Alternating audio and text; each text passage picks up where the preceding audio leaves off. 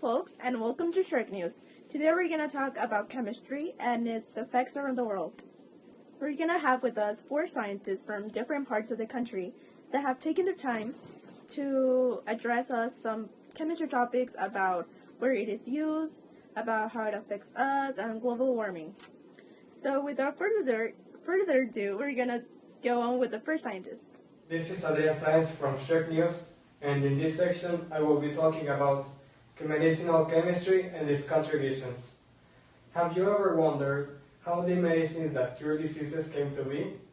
Or have you ever asked yourself, why do we have to be always creating new medicines for the same diseases? Yes? Well, these two questions are closely related to the work of a medicinal chemist. A medicinal chemist is always researching and discovering new compounds that are adequate in treating diseases. They are creating the substances that help us to eliminate pathogens and stay healthy. But the medicinal chemistry is a constant race. This is because the pathogens are always adapting to the drugs we use to treat them.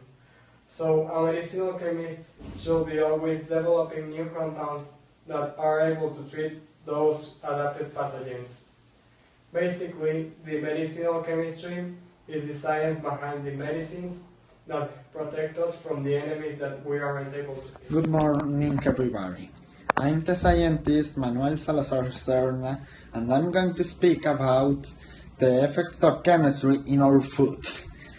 Thanks to the chemistry, we can produce the fertilizers that led us to have the levels of efficiency in the agriculture that we have today. These efficiencies can be seen in 2 different factors: productivity of the soil and productivity of the persons. Now we can produce more food with little quantity of space and with less work than in the past. Without the chemistry that let us know what kind of nutrients the plants need, we wouldn't be able to produce the actual levels of food that led us to maintain all this big population that some centuries ago was something impossible. Thank you for your... Speaking about warfare, chemistry is actually one of the most related sciences there is to it. War brings the need to advance, and just like Darwin says, it's the survival of the fittest. During the European wars, chemistry had its biggest knowledge boom.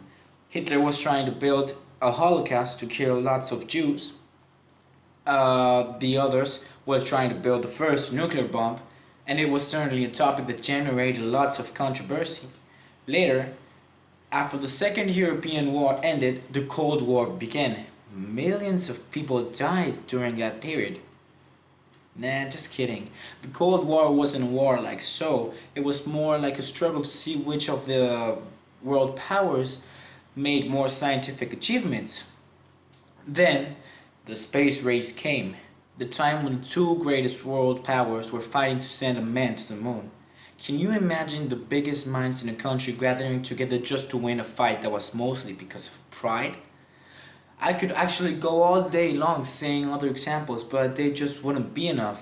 Just to close this segment, let's summarize that war has had its advance in chemistry and many other sciences. Global warming is what we call the rise on the average temperature of the world. This has been proved multiple times by the scientific community, and we know it is happening and it is real, and it is very likely that we as a species, as humanity, are the responsible for this, with our daily basis of transporting, producing and selling products that we all share around the world. Some gases that we produce when doing this are carbon dioxide, nitrous acid and methane. Some of the changes will change or differ between regions of the world.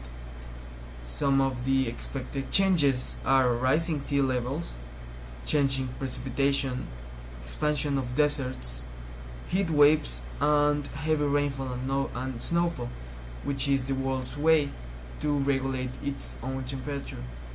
Some of the regulations and reactions from our society are the mitigation of emissions, which is the lowering of the daily emissions that we all used to do. Some people are creating structures trying to adapt to the new changes that the world may bring in, and some people created the UNFCCC, which stands for United Nations Framework Convention of Climate Change, whose goal is to prevent the dangerous changes that the world may bring to the table. Solving these problems will change the entire way of our society, because it will need a shift in the fuels and the way we produce our energy that we use all around the world. These changes will hit very heavily on the economy and in our society. And some scientists think that geoengineering is the only way that we have to change the reality in which we all live in and have participated. Wow, that was some really interesting information. Thank you to the 4 scientists who have taken their time to talk with us about it. So, I would like to add some information about how we as individuals can help with the melting of polar ice caps that affect our climate. So one thing we can do is to walk, take a bicycle, or take the public transport instead of using your car, since it reduces the carbon emissions. Second thing we can do is to use biofuels instead of fossil fuels, since they're a lot less harmful. And the third thing we can do is to use energy efficient appliances and unplug things where we are not using them. So